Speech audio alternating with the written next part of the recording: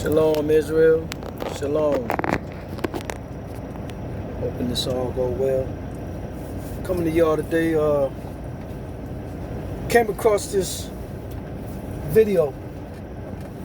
Like I said before, I share with y'all information.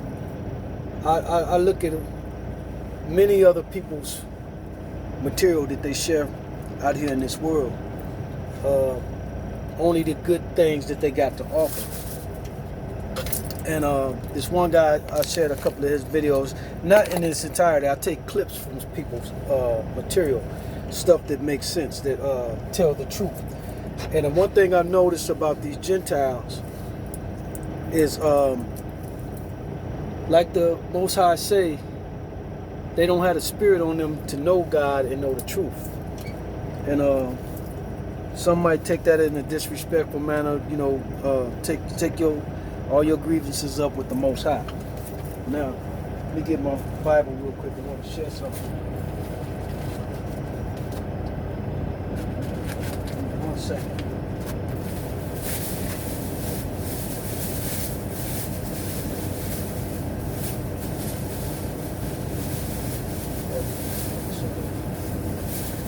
I just bought this little souvenir. It ain't nothing special, you know. I mean, I'm having my first grandchild, and I just be picking up things. I thought this was unique for the tribe of Issachar, but like how it's put together. It's gonna be for my grandchild to hang in his room, you know, whatever. I do strange stuff like that. Nevertheless, I was looking for my Bible. Get to that later. So, with this material, man, the stuff I came across, I stumbled upon, and blows your mind when you see the stuff that these so-called people of the Bible. I tell and I share with y'all all the time, I'm not a preacher, not a teacher. I'm simply sharing. I gather information I share to people who couldn't or can't understand this book, that it's not about religion, it's an owner's manual for particular people, the 12 tribes of Israel. And what you get with the Bible, understanding that there's no Old and New Testament. I mean, that's how they identify, but it's the original Testament and then the New Testament. With the original Testament, you get the full understanding about the Most High God of Israel, the God that created everything, and his chosen people. The New Testament is heavily flawed, and what you get with the New Testament is that God's people are no more. When you understand the blessings of Abraham, Isaac, and Jacob, and how those blessings come down into those bloodlines, being the native Indians, the Negroes here in America, the Hispanics, the Mexicans, the Puerto Ricans, of the 12 tribes, the Jamaicans, the Haitians, etc. I'm gonna see if I could break that down with the 12 tribes chart.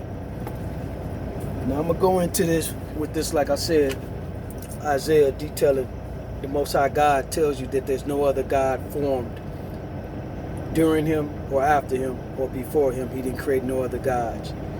So I'm coming across this guy's material, and I use him for edification. He's a Gentile, and you can clearly see when you see the stuff that how they present it, that they don't know the Most High. And they don't even acknowledge the Most High. What you get with the New Testament is a new God and a new understanding for a people. That's what they want to show you. Now, check this out. I'm going to share this. Just listen to the words. I don't even know how to title this video that I'm about to share with y'all. Meaning, as I'm making it, what I'm going to title it. This is truly, truly amazing. Now, this is out of the New Testament. And this is what I mean by the New Testament is heavily flawed. Watch this, pay attention, listen. This is Colossians.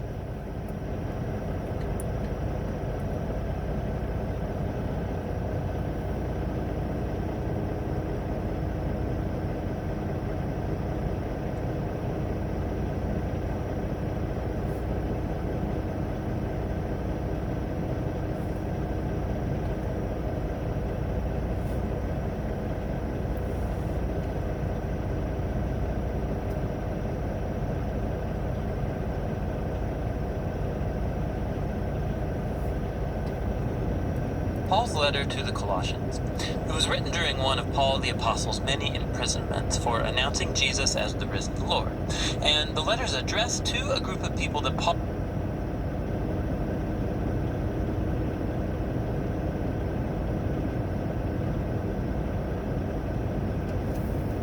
had never met, who made up a church community that he didn't start. This church in Colossae was started by a co-worker of Paul's named Epaphras, who was actually from that city. And Epaphras had recently visited Paul in prison, and he updated him on how well the Colossians were doing overall, but he also mentioned some of the cultural pressures tempting them to turn away from Jesus. And so Paul wrote this letter to encourage the Colossians to address the issues that Epaphras had raised, and then to challenge them to a greater devotion to Jesus. The letter's design and flow of thought are pretty easy to follow. The opening movement focuses on Jesus as the exalted Messiah. Paul then goes on to show how his suffering in prison is for the exalted Jesus, and then he addresses the pressures tempting the Colossians to turn away from Jesus. After this, he explores the new way of life that Jesus' resurrection opened up for them. So the letter opens with two prayers. Paul first thanks God that he learned from Epaphras that the Colossians have been totally faithful to Jesus, showing love for God and their neighbors, all because of the hope they have in the new creation that Jesus has in store. And so he moves on to pray that they would grow in their wisdom and understanding about Jesus. And then Paul has placed a poem here to help the Colossians and us do exactly that. It's the centerpiece of chapter 1, a poem all about the crucified and exalted Messiah. It has two parallel stanzas, and it's crammed with language and imagery from the books of Genesis and Exodus, from the Psalms and the Proverbs. The first stanza explores how Jesus is the true image of God. In him, the full character and purpose of God is embodied in a human. He's the firstborn, an Old Testament phrase about Jesus' royal status over all creation. He shares in the very identity of the one true Creator God. And by him, all reality, all powers and authorities, spiritual and human, have been created.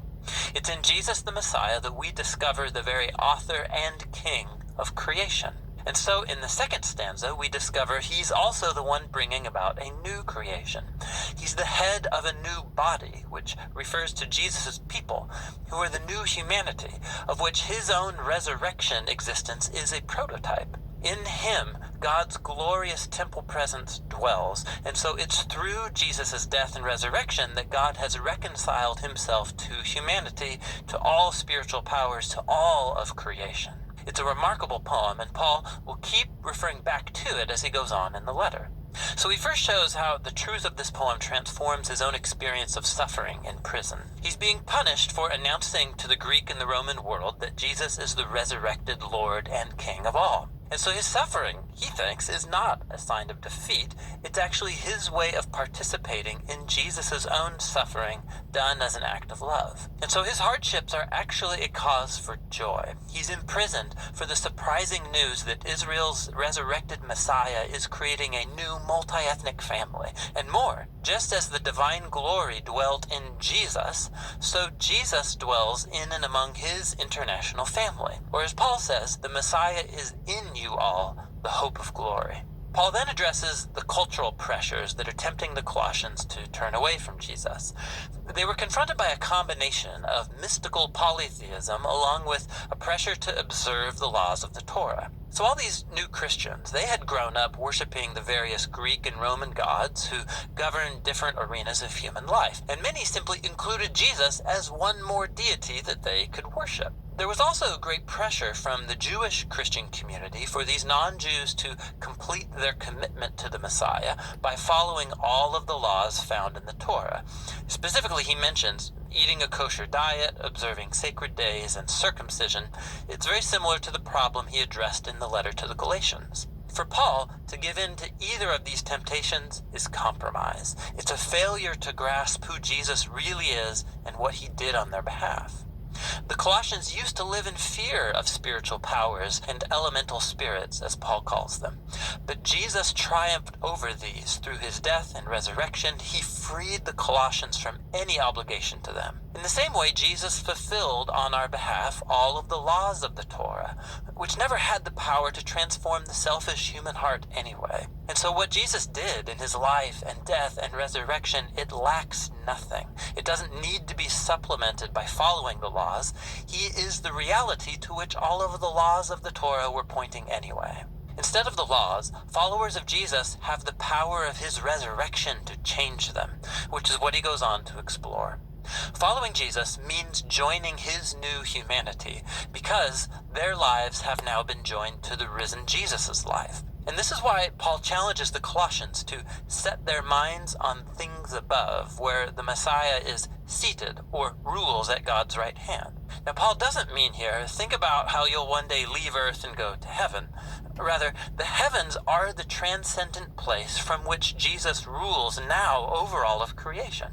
And from there, he will one day return here to transform all things. Or, as Paul says, when the Messiah who is your life is revealed, you too will be revealed with him in glory. So Paul challenges them to live in the present as the kinds of new humans they will one day become. He uses the image of their old humanity, characterized by distorted sexuality and destructive speech. For Christians, that humanity died with Jesus and has been replaced by his own new humanity, which is characterized by mercy and generosity, by forgiveness and love. And this humanity, it transcends the ethnic and social boundary lines of our world to create, in Paul's words, a people where there is no one Greek or Jewish, circumcised or uncircumcised, slave or free, but the Messiah is all and is in all people. Paul then gets really practical, and he shows the Colossians what this new humanity might look like in a first century Roman household, which was a highly authoritarian institution where the male patriarch held the power of life and death over his wife, children, and slaves. Not so in a Christian household. Here, the risen Jesus is the true Lord. And so, in the Lord, the wife allows her husband to become responsible for her, and the husband is subject to Jesus by loving his wife and placing her well-being above his own. In a home where Jesus is Lord, children are not objects, but are called to maturity and to respect, and parents are to raise their children with patience and understanding. Christians who are slaves are to honor their human masters precisely because they're not the real master. Jesus is. And Christians who have slaves are to understand that this slave is not their property, but rather a fellow member of Jesus' body to be honored and embraced in love. And Paul's walking a very fine line here. He is reshaping the most basic Roman institution around Jesus, who rules by his self-giving love. And so while he doesn't abolish the household structure outright, the exalted Messiah demands that it be transformed, almost beyond the point of recognition for any Roman living in Colossae. You can see this most clearly in the letter's conclusion. After a request for prayer, Paul applies these instructions about Christian slaves and masters.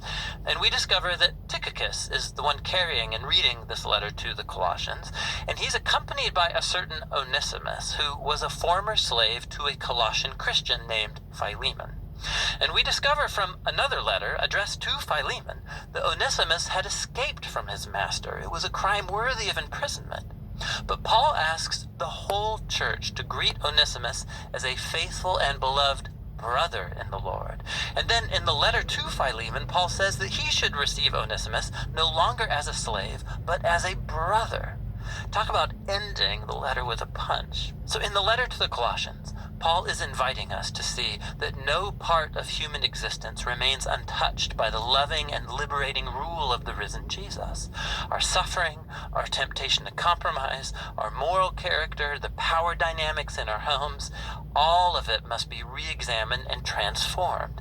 We are invited to live in the present as if the new creation really arrived when Jesus rose from the dead. And that's what the letter to the Colossians is all about.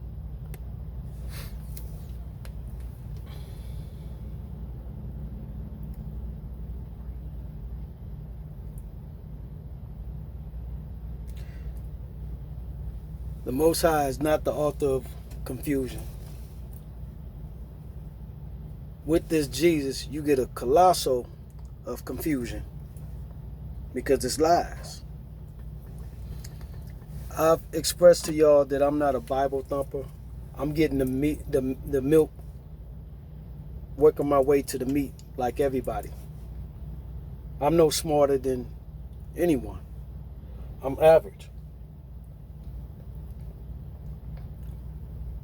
Since I've been woke and stumbled upon this information that the Most High don't have a son, he didn't create no other God, Jesus is not God, been less than a year, that revelation run forth, and I got it, and been sharing it in my material versus my earlier material when I was first into this truth with the understanding from other people, Israelites, teaching that Christian doctrine that you must go through Yahweh to get, or Jesus to get to the Most High. Same deity, Yahweh, Jesus. Don't matter if you change his name, he still got the same attributes, writings, character. They just changed the names. So that's why a lot of our brothers are misled following these schools, these camps. I was there. I was following a well-known school and everything, which I got my knowledge from. I wasn't a member or anything like that, but I was loyal to their teachings over many others' teachings. And I seen where they were going back and forth, camp banging. And as I sit back and observe currently today and still see that they still fighting for some kind of vainglory or statute amongst each other, they all got the same doctrine. That Jesus. Elder Shadrach is the only one that I notice out here besides Rap the News. And I believe HOI, I heard from somebody, word of mouth, that they're the ones that's teaching that there's no Savior other than the Most High. Those I just mentioned. So, I mean, I'm not smarter than you. And, I got excuse me. Stopped over here at Panda Express. Got me some of that good. But if you can't clearly see when it says Satan has fooled the whole world, how would Satan fool the whole world? Give you another God? And what would benefit the whole world? Whereas the Most High got a chosen people that he sent into captivity under the scriptures and curses of Deuteronomy 28. Where would that not no longer matter? Only if you got a new God. And with the new God, understanding that there's no chosen people, that evidently we must have went, if there's a new God, we went into this captivity and this punishment for no reason. Our forefathers broke the laws and we were punished as the seeds for what they did. Our forefathers, praising other gods, lesser gods, strange gods. So we were sent into this condition, right? As a punishment for a few generations.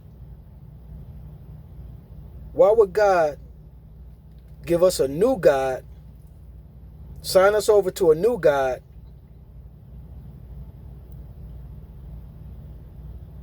and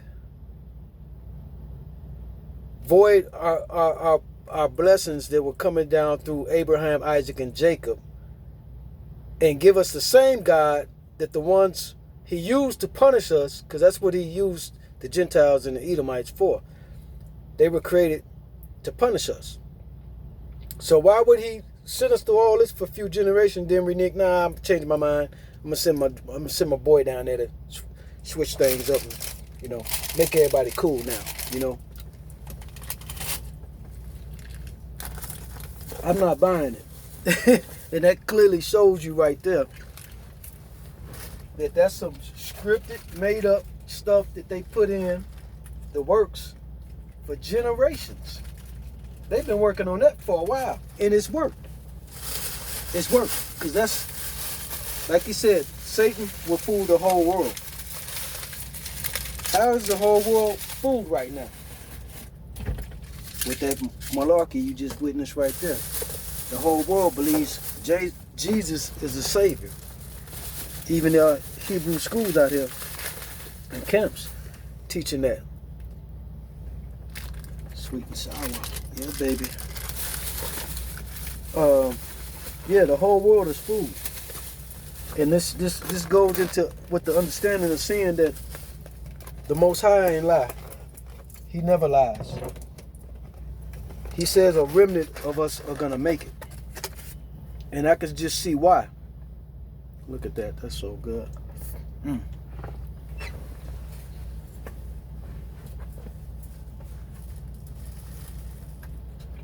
Because a lot of our, excuse me, y'all. A lot of our schools, camps just out here teaching us, our people, who they are. In this awakening, they got too much pride, talking about the elders and the captains or whatever they call themselves. They got too much pride to be presented with some information to correct what they're teaching and their doctrines. They'd rather close that door on that avenue or that understanding just to keep their fellowship.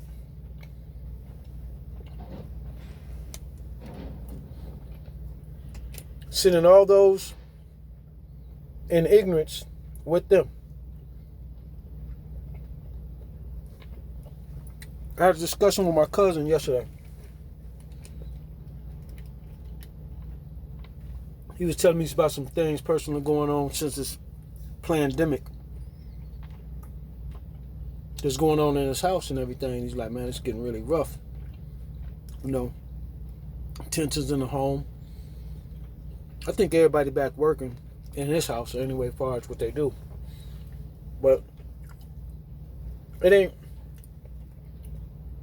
him and the wife, it's the kids acting up. And he listens, pay attention. All him and his siblings, they pay attention to what I share with them.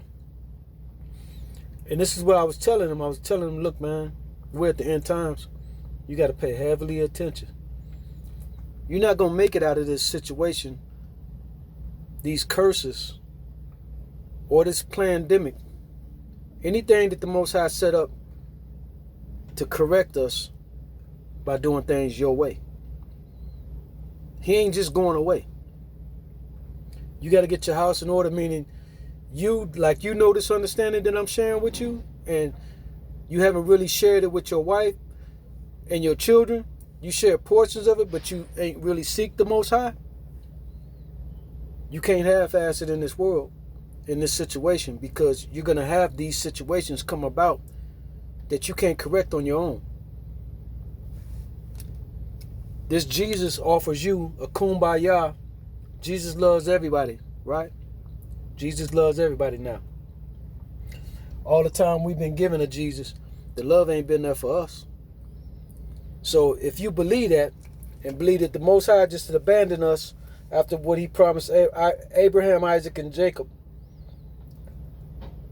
and went through with everything he said he would do, everything that's wrote, even us living out these curses of Deuteronomy. How he said that he would send us into slavery via ship with irons and yoke upon our neck to be sold to our enemy as bondmen and bondwomen, to serve a foolish nation and a lesser God, to be killing our own in our own community. For those to be written words of what he would do to us during our captivity and our punishment for a few generations. Somebody lying. Somebody telling a big lie. So, I'm going to get one more for y'all. And this is what I'm saying. I recently fell out real bad with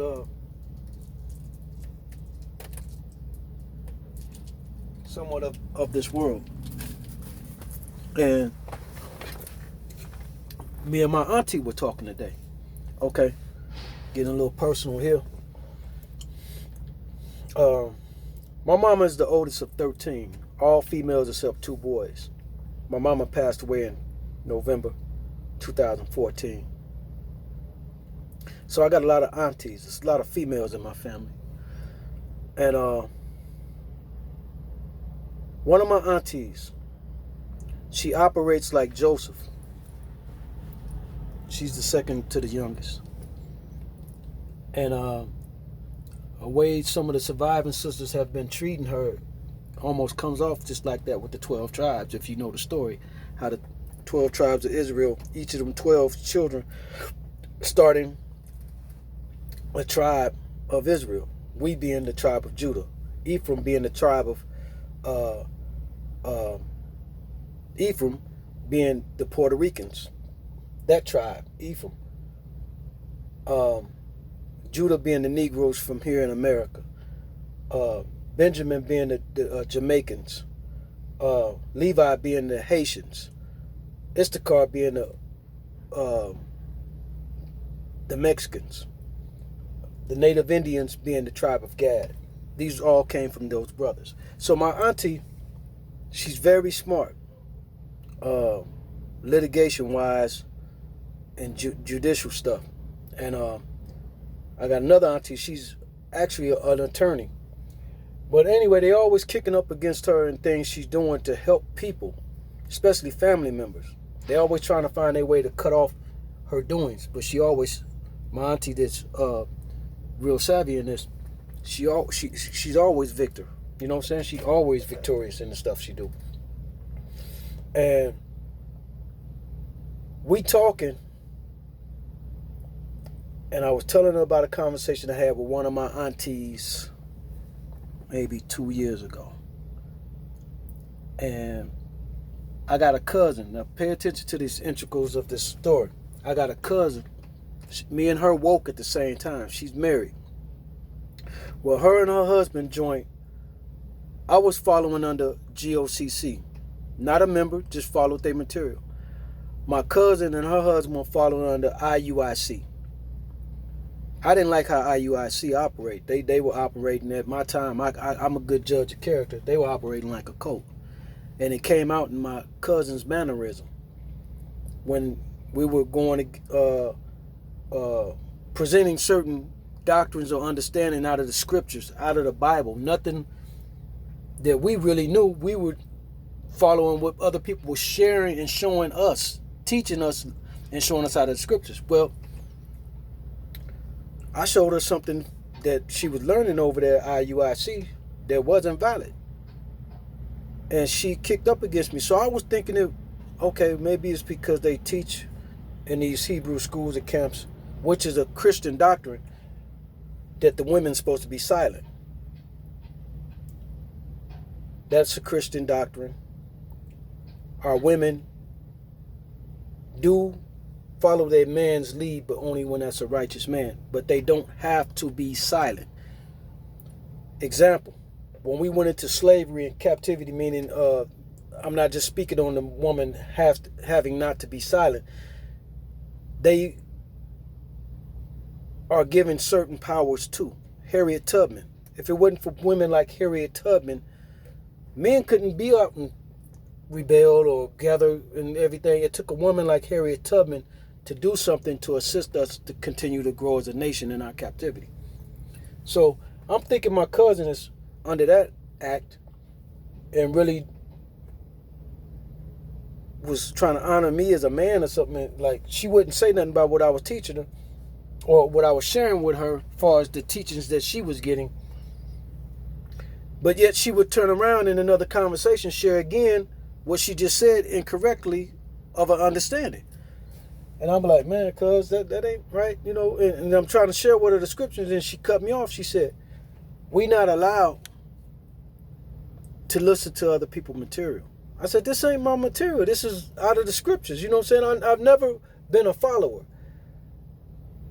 Anything I learn and share with other people is because it makes sense to me and it's valid. I'm not just going to be sharing stuff or showing stuff just because it sounds good. She made that statement to me, and I said, you can't review and see for yourself. The scriptures say, study and show yourself approved.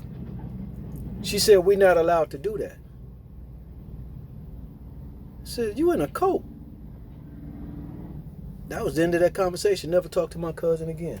And I love her. I don't know if she got something against me or if it's just she's standing steadfast in what she's being taught over there.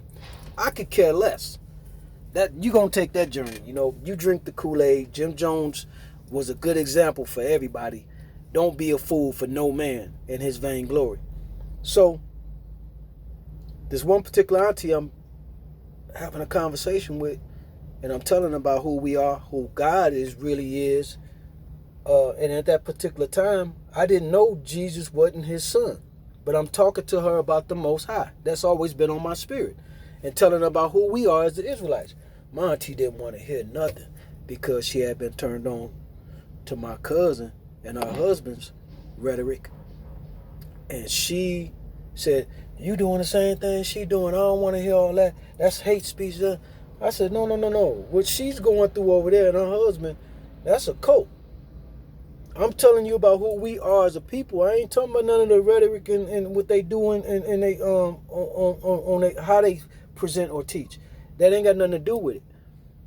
I said that they got a remnant of truth over there. I said, what she's telling you is true. With the other stuff she's talking about, it could be very well true too.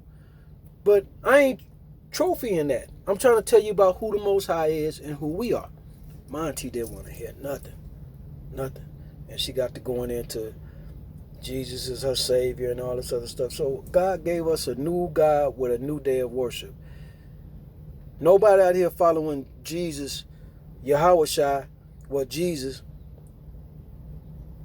honor him outside of a Sunday. No Sabbaths even mentioned.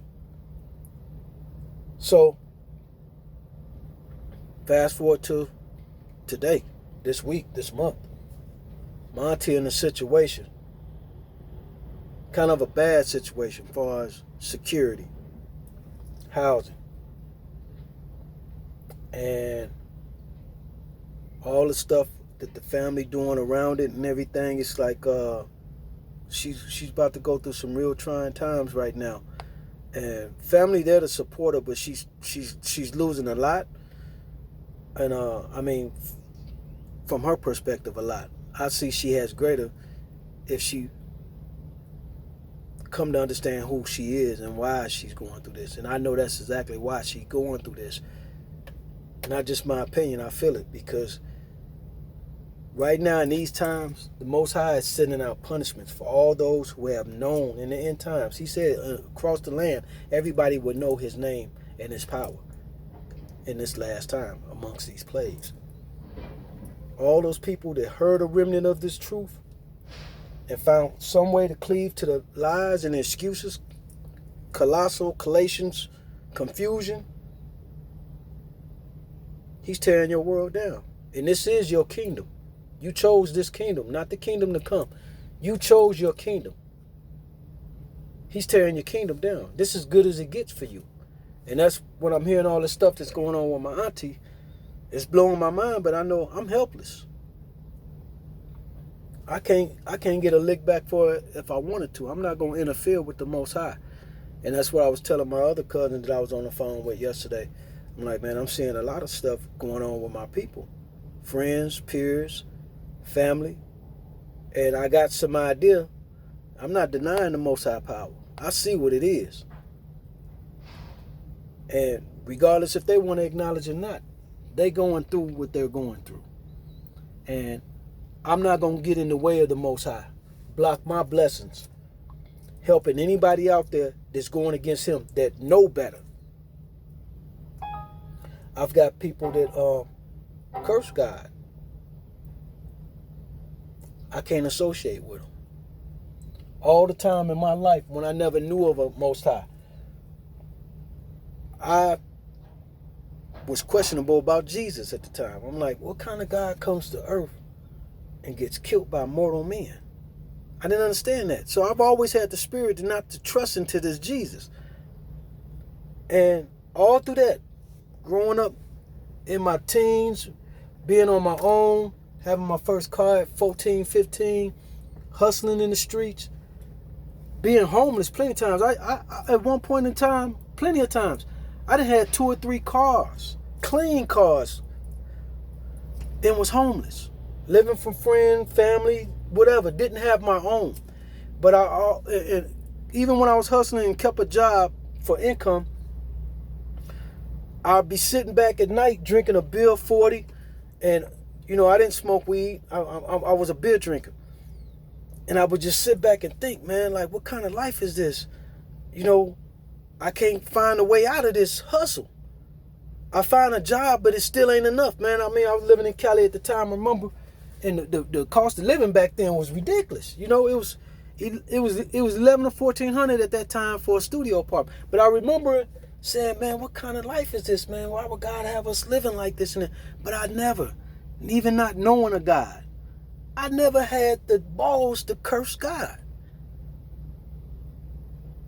I've come across people who've cursed God and even cursed the book. Now, curse the book is one thing, you know, because the Gentiles, the Edomites have infiltrated, and you curse it all you want.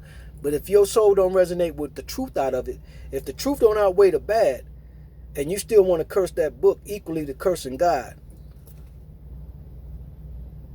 Look, I'm at an age, 49. Like I said, I'm seeing all these people taking their punishment pills. I'm not going to welcome some ailment to my life by ignoring, harboring, assisting anybody cursing God at these times. It ain't happening. It ain't happening. I'm not going to make this my kingdom. I'm going to trust in what's known and believe he's going to deliver. And it ain't that Jesus. I was, man, there's so much I want to share. I'm going to leave this at that, man. I got some more footage of material, but I'm going to just leave this with y'all like that. If anybody out here is still questioning the Most High, hey, more power to you, man. But hey, I got a life I need to finish living, and it ain't in this world. I want the kingdom to come. With that said, all praise to the Most High, the God of Israel. I am. Shalom.